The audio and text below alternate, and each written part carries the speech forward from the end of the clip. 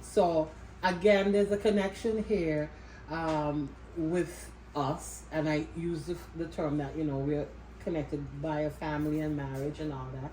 And Cheryl is my husband's stepmother, and it's through the many years we've known each other for well over 30 years.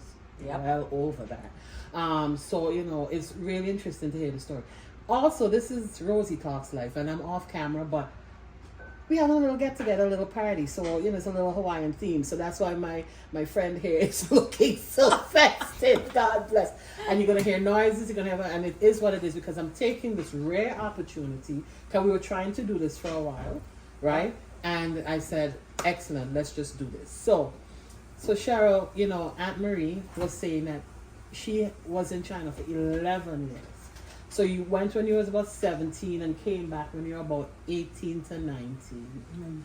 19, all right. 16, that's what he tell me. Okay. Right. How come? Well, he told me that when the Japanese dropped the bomb, everybody just all over the place and trying to get back to Jamaica. Right. Because that is where the family was, that's where his father was. Excuse me. When my daddy bought the ticket to send to Albert and Harry, right. they closed. The border, Border closed. Uh-oh. They can go and come, nothing. Just like a bad luck. Oh no. So with everything over now, you have to buy another ticket to send.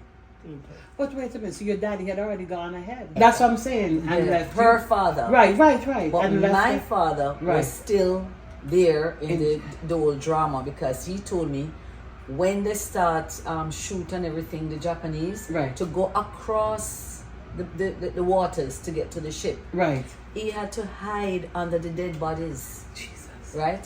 He had to hide because they were looking for the Chinese. Right. To kill them or whatever the case.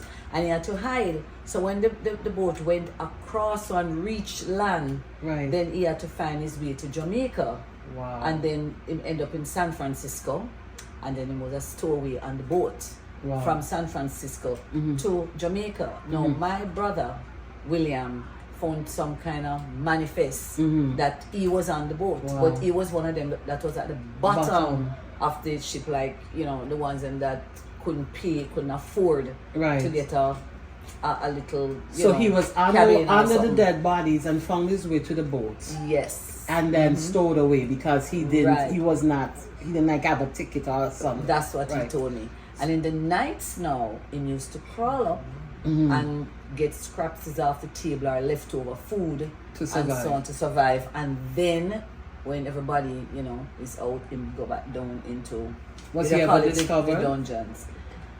Well, not really, but apparently he had a ticket, but not the ticket that allow you to get food and water and all of that. That is to go like way down in the bottom of the ship under the water. So when he reached Jamaica now, then there were people out there waiting for when the ship land to say who is who and who is not. Right. When my dad came to Jamaica, he was like in his 16, right? 16 when he came back to Jamaica after the ship. Maybe. Yeah, around 15, or 14, 15, something like that. Well, to tell you the truth, Daddy never liked to go to school, right? He never liked school at all. He was more street smart, always on the street, doing this, doing that. His aim was like to make money. Yeah, he's a businessman. Yeah, like he couldn't take the poverty. He wanted money fast. Remind me of my son Harold. Right? And he couldn't read and write English. He never go to school at all. He used to school, like we'd say in Jamaica. But he ended up being the successful one out of all of his brothers. Right. Because Uncle Charlie could read very well and know about current affairs. And I think Gingzai was a table tennis champion in Jamaica at one time. Really? He used to play the game. So I hear what I didn't know about that. Yeah, the youngest one. I think if you look it up in the news, you will see it somewhere, right? I think Charlie told me that. Yes. But Daddy was the one who can't read and write English, and he became the most successful one. Right. Because he was street smart and he knows what to do to get whatever done. So in other words, if he's working, right, he's like the brain at everything. And he will tell the other guys, then do this, do that, do that. Right. But then when he come now to read and write English, him have a right-hand guy that him used to say, read this for me. Read What's that his for me. name? That Lloyd Francis, what they call him, Chicken. Chicken. That's his I think nickname. it was Chicken. And Chicken was very bright and would read everything. Until me and my sister now, we, of age, we start read all documents and so right. Take over. Right? That's good. He was He a was a source of historian. He was the history. historian of the Yes. family. Uh-huh. He was the historian of the family. So Right. He keep everything down to years, so you don't know. it doesn't. It's a good thing to have your legacy and have that history. Yeah. I kind of want to tie this all together because your story is so rich. Your story is so powerful. What do you think made you that strong to hold on through all of the challenges and hardships that you saw? Because I know there was also some hardships in Jamaica when you left, because if I'm not mistaken, in the 70s, like at that period of time, it was not very favorable where they were a lot of people were targeting- leaving Jamaica. Right, and also I think Jamaica was targeting- going communist. Correct. So a lot of people were leaving Jamaica, Mm-hmm. fearing that communism would take over what they have. And also, they were also targeting, unfortunately, the Chinese community, the Jamaican Right. Chinese Yeah. community. So a lot of people left, and I know a lot of people went To to Canada. and Miami, because there's a big community Right. in Miami as well. Communism. But Anne-Marie, tell me, what do you give the credit to in terms of how you were able to persevere and push through and survive all that you have? You have to be strong. You are strong. You have to be strong. You definitely are Otherwise, you cannot get through. And then you have to have courage. strong. Absolutely. But I can tell you, my brother Albert is the best brother you could have think of. He's the best. I am telling you. When my father was leaving to come back in Jamaica after I built up the house, and he said to my brother, and said to Albert, he said, I am leaving now, and you're the eldest one here, and you're going to be the man of the house, and you have to help Mama do her work, clean up the place and everything. And that's what he did. Up until He the last worked. time you saw him. He worked to clean up the yard, clean up the gutter everywhere. I miss that brother, Albert, more than anything else. I still admire the fact that you're such a strong, joyful woman that so many of your family members look up to, because you have carried on this legacy, because not many people could have survived what you did, But every day my mother, when we was going back on the ship, you see, and we heard it over the radio that war is starting. That time I hear my mother and father start to row. My mother, did I tell you? War going to start? Now you're bringing back these children, carry them over here to suffer? Didn't I tell you? And you're not listening to me. Yeah, the two of them start to fight. I understand everything what them said, but they just don't talk it. Question. So you are fluently Chinese, spoke Chinese in China? Fluent? Do you? Look, when we going back to China, I understand everything, Right. but we just don't talk.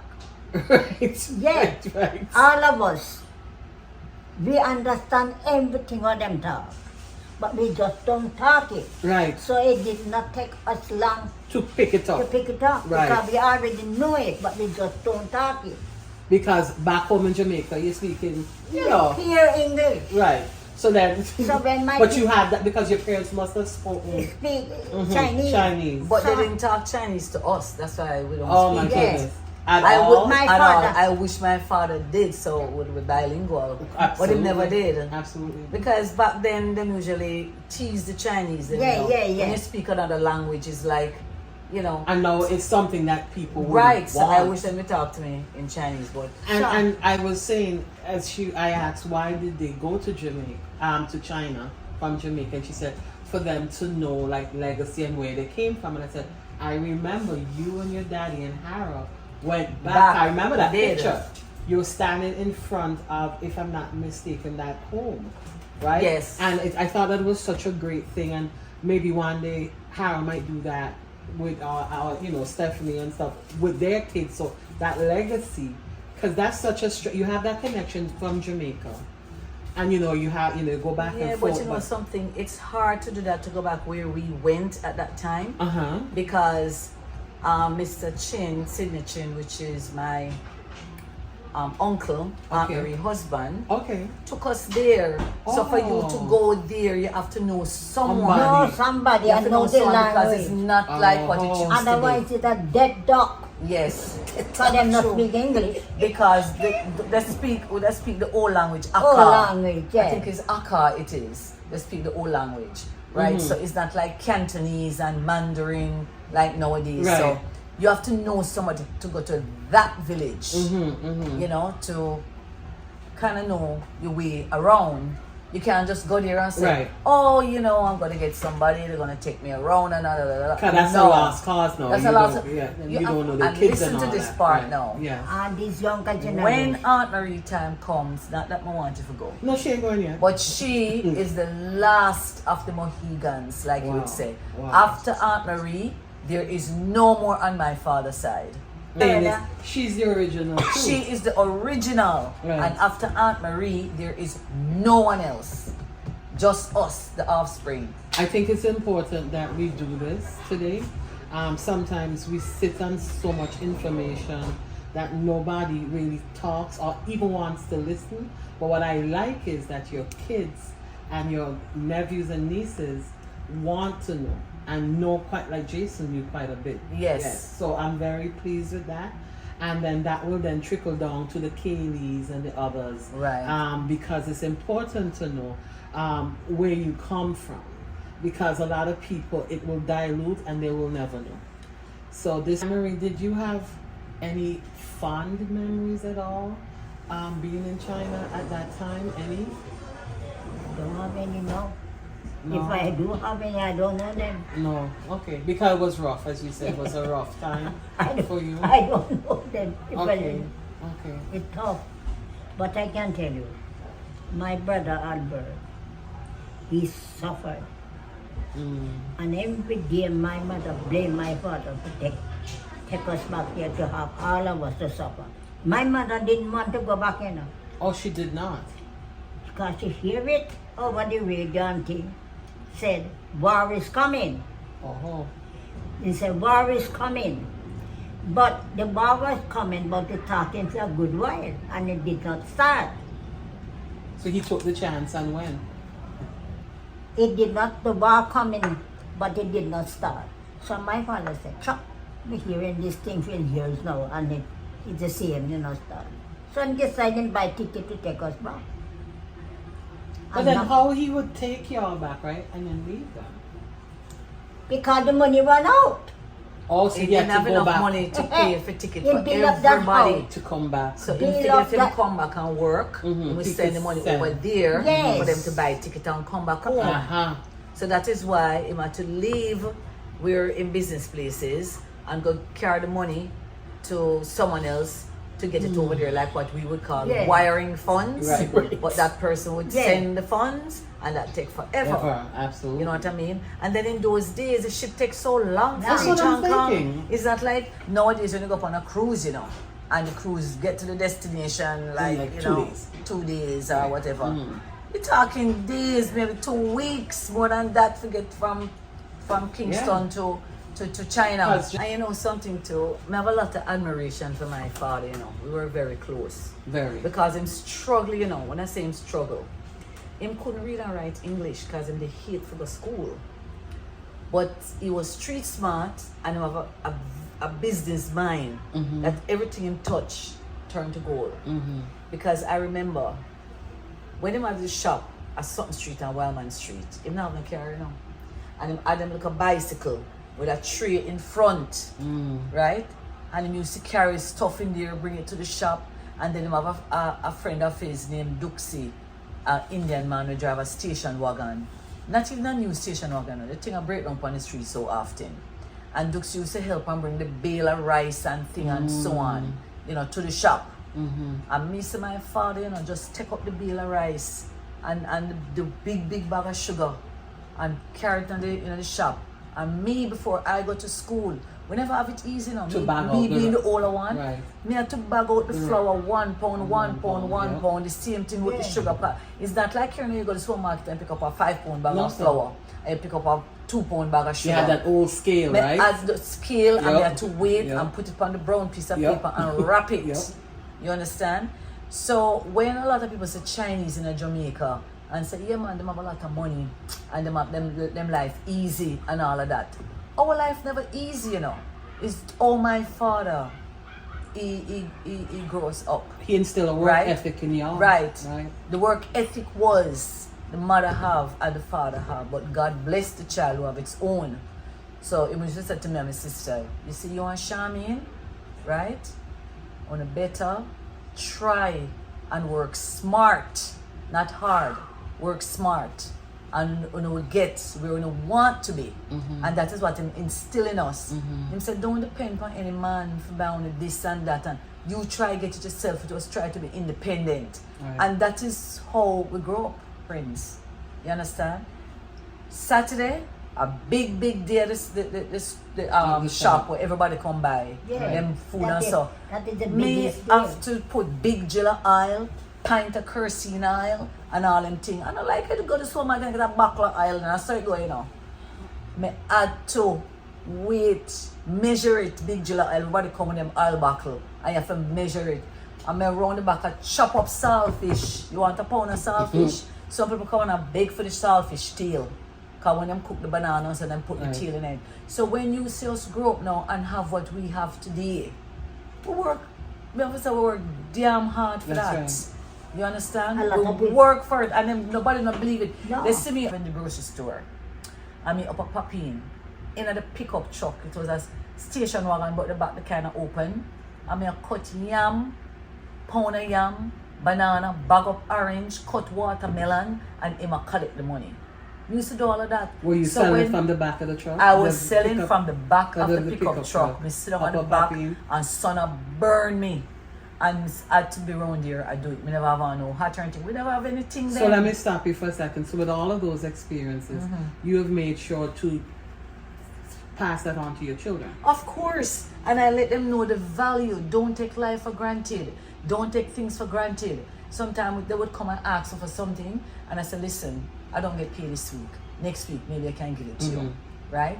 And next week, well, Harold would come to me and say, Mommy, remember you promised to buy me so and so. I said, boy, son, that was back in the day. Back in the days. I said, boy, I can't do it, you know, I can't afford it. I afford it to my next paycheck. Because you're motivating them too. Right.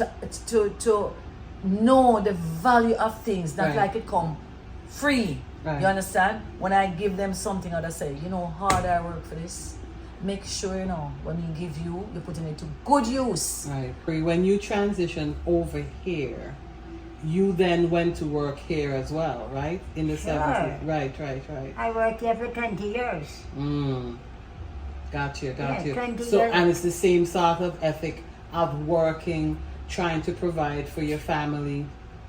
And The first 6 years I worked here, work in Chinatown. Okay. It was a bitter 6 years since I come to this country. Bitter or best? Bitter. Oh. 6-7 days a week.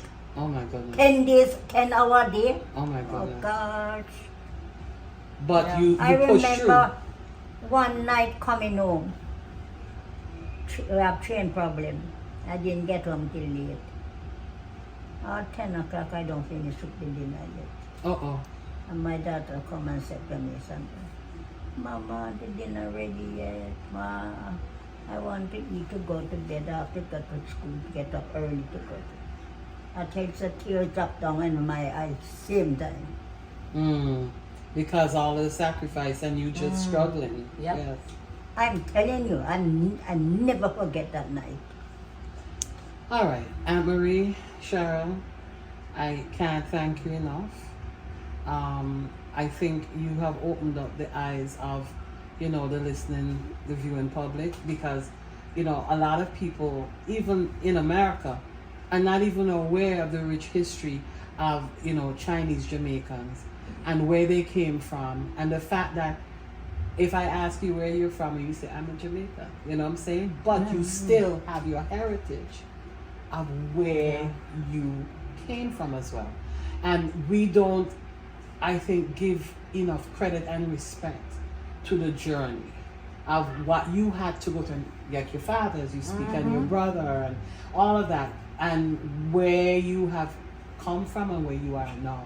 So I just want to thank both of you and the family for just giving us an insight as to what it is and where you've been and who you are and the legacy that you continue to leave with your children and grandchildren and continued, success to I tell all my kids, don't take things for granted. Absolutely. Do not take things for granted. Yes. No. And don't try and say you're working hard. Work smart. Not hard. And do the right thing. Don't Right. get into any problems and all of that. Right. So do the right thing. So now they're all independent. Y'all have done well. So I don't have to depend on any of them, and they don't depend on me. They're independent, sir, but they're not about them never work as half as hard as True. you work. Yeah, They have better, easier life than us. right. it's true. Come And we go can't college. get to that. And she had it easier than you. Yeah. You understand? And so forth. But y'all still know the ethic of what it means to put in that work. So Yeah. definitely. Sure do. Can I say thank you for joining me here at Rosie Talks Live? I have to jump on and give you guys this quick update. Thank you so much for the response, first off, for the first video. But in the first video, someone looked at Albert's picture and then reached out to me to state that this young boy looked like their father-in-law, who at around the same time was a stowaway from China to the Caribbean, another island, because his family was all killed. We are still looking up all of this information, and once we could confirm some of this, and I've seen a picture to tell you, and it's very eerie. I will be back on Rosie Talks Live. Thank you again.